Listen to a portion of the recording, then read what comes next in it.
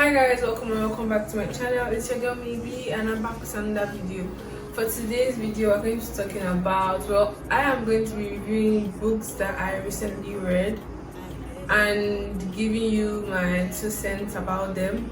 If you've been looking to get into Nigerian books and you don't know where to start, or you just don't want to go with the conventional Things Fall Apart or Purple Hibiscus or Half of a Yellow Sun, which are actually really good reads, like they are really good books, but you don't want to follow along the conventional line, don't worry, I got you.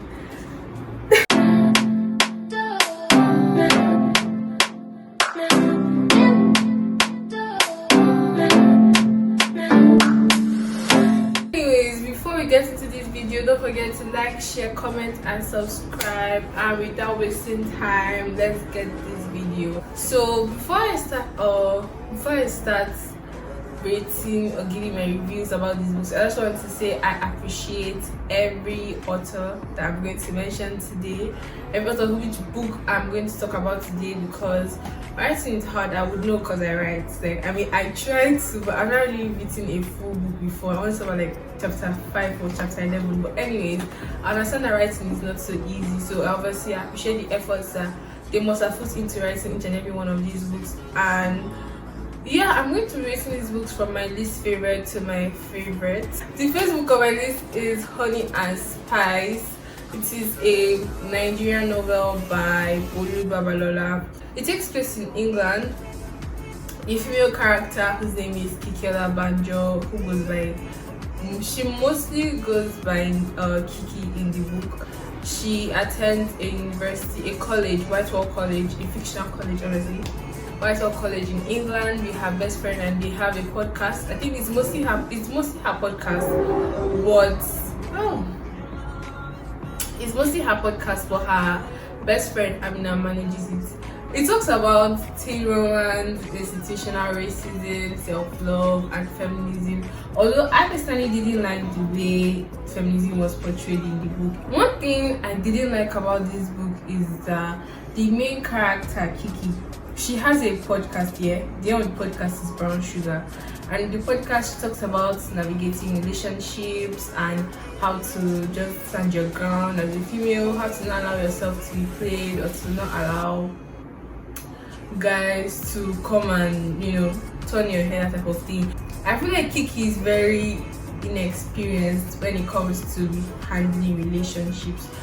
And I found it kind of weird for her to have a podcast talking about it, because personally, if I want to take relationship advice from somebody, you have to show me your resume. Like, I have to see that, okay, you've been in this and this relationship, or even like a situationship, because it's not really a relationship, but you should have at least have a history of you being with guys or something like that before you can come and start telling me if I should text him back, if I should not text him back. And I just found it kind of like weird for her to have a podcast talking about relationships and without actually being in one. That was one thing that didn't sit well with me when I was reading the book. In the book, I feel like Kiki never really went on that, or下邊所講嘅champion women，下邊所講嘅just respect，下邊所講嘅talk about relationship. In the book, I feel like Kiki never really went through character development. I didn't see her character develop or grow as much as other characters did, which brings us to Malachi Korede. He's a transfer student. He came into Whitehall College and he bumped into Kiki. They kind of met, I think in an elevator or something like that, and you can see it was kind of love. I wouldn't say love, but there was a chemistry between the two characters, and it developed over the time. Their love was kind of cute. It was okay, it was really nice, but I didn't really fancy any other thing apart from the romance that happened in that book. At the end of the book wasn't giving what I expected it to give. It was giving more like high school drama for me, if you ask me, because even if obviously this is fictional, so I don't expect it to be real, but it just seemed more like something that would happen in Greenwich even growing itself is a bit far-fetched. It just seems like something that will happen. I don't know where it will happen, but it seemed kind of too unrealistic. But anyways, if that was what the author was going for, then author did a good job. I will rate this book a 6.5 out of 10 because I was really struggling to read that. I was struggling to finish it because the only thing that was giving me ginger was the relationship between Kiki and Malachi. Apart from that, I wasn't really interested in anything else that was happening. Kiki, her character herself, was quite she was quite annoying. I didn't really find her interesting at all. The next on my list is Wahala by Nikime. This book talks about how three friends kind of navigate their friendships, and this one is not they're not young adults, they're not in college, they're not in university. These are married women, they are old, they have, I wouldn't say old, but they are adults.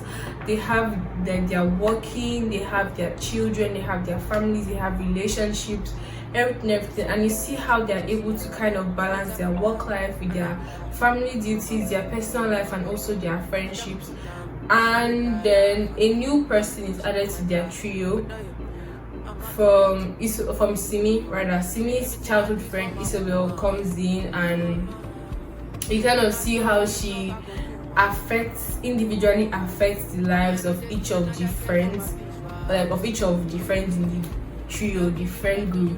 Initially you see taking a positive turn, but things just start getting slowly just start becoming unhinged. I found it boring for most parts of it, but Isabel comes in and she disrupts the whole communication flow. She comes in and she starts that she said, he said, she said. And one thing I didn't like about this book is that when they find out that Isabel tells them something, instead of them to go back and ask the person I heard you said it's about me, or I heard this is what happened, they wouldn't go back. They would just be like, you said it's about me, no problem, that type of thing. And it was towards the ending of this book, when things were really boring, but towards the ending it just took a sharp turn.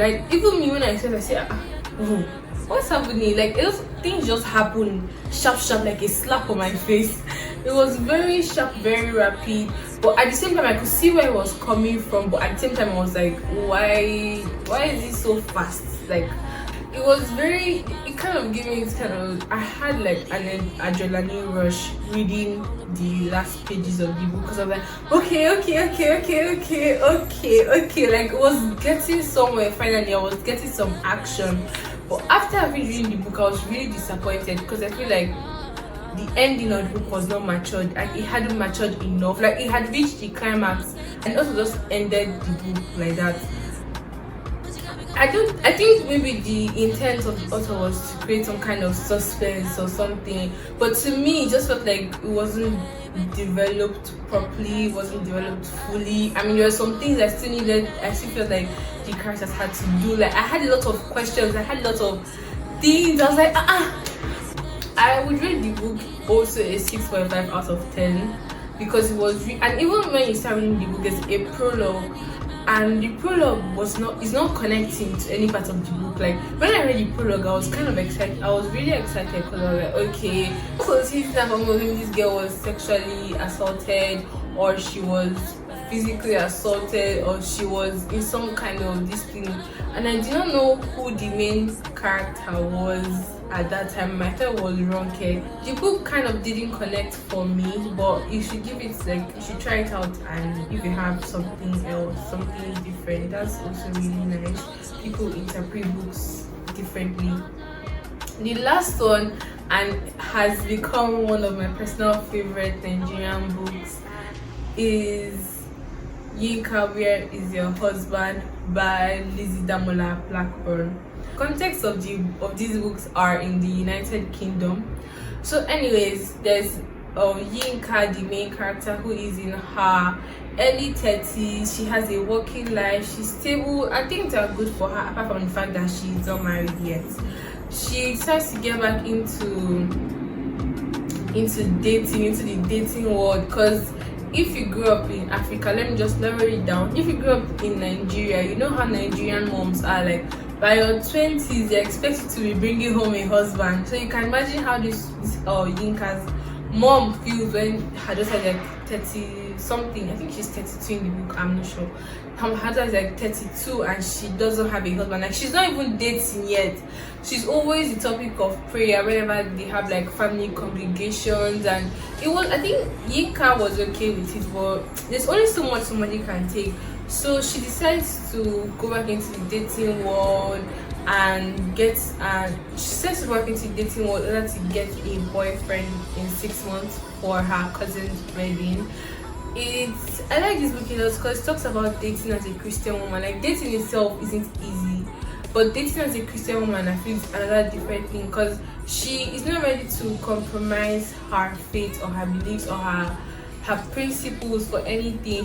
And it's hard to find somebody who is ready to, who sees like your faith or who sees your principles and is like, okay, this is something that is also aligned with my principles too, and I would like to listen. So it was hard for her. I think in the book you also see her getting a little bit desperate, because when her plans to get a boyfriend fail to come true, like fail to materialize, she's getting desperate, and she's, you know, there's this guy that had been like really been after her in the book, but she hasn't really been looking at him, like she wasn't really checking him like that, but she was getting desperate and she's like, okay, maybe if I can just like listen. But when she goes to meet him and she finds out that, oh, he's taking too, and she becomes a shell of who she was before, because she just like spirals out. Like, you see her doing a lot of things like she didn't used to do. It talks about counseling and therapy. Growing up in Nigeria, counseling or mental health was also something people talked about. Like, it wasn't something that the older generations or our parents would be like, oh yeah, go get counseling or anything for the sake of a mental health. Like, it wasn't like that. I guess also because of the country and the situation and everything else. But it's actually a very hard topic for some people. Some people have like really open like Nigerian parents, but majority of us, like, our parents are like, you see how it's being spoken about, how Yinka is introduced to counseling by her friend, a long-time friend, and how she also introduces her family and her relatives to counseling, and you can also see how it helps them and it builds her relationship. I also see a little bit of daddy issues playing in this girl Yinka. She lost her dad and her mom had to raise her and her sister, so her and her dad are really tight. So she's trying to find men that can fill up the void or the space her dad left in her life. I don't know if that makes any sense.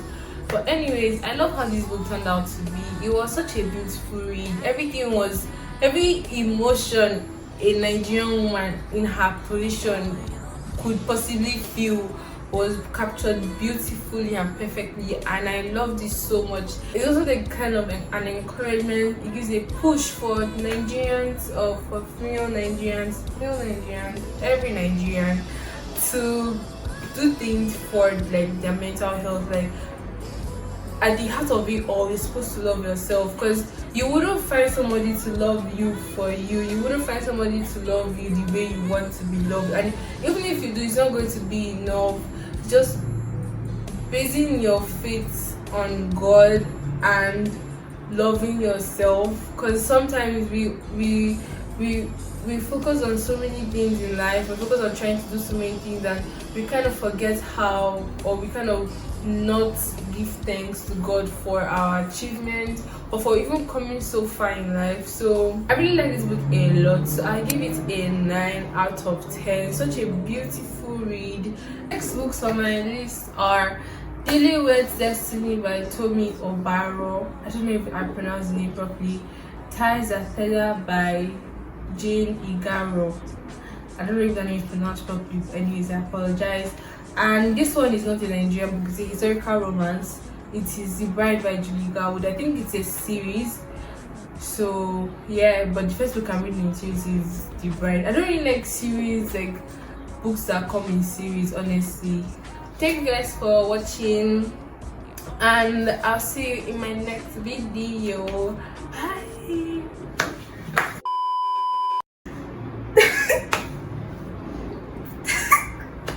That is, I think I'm so freaking funny. Like, that's my problem. Anyways, I'm trying to not rap for you guys.